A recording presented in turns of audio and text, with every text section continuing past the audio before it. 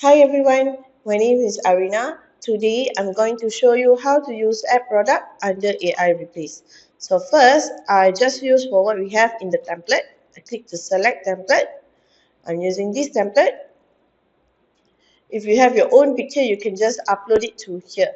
Okay, and then the product image, I'm just going to upload one model, which is light sculpture, or we easier call it as for lamp.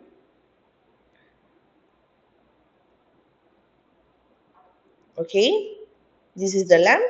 I'll put the name product as for lamp lah, easier. And then I just can click to generate. I can just click generate. So the generation of new image will in process. So this one is the original image, and this one is the new image. This one we need to wait for a while depending on the internet connection. Okay, so after the process has done, you will see the lamp that we upload just now have been in the picture as well.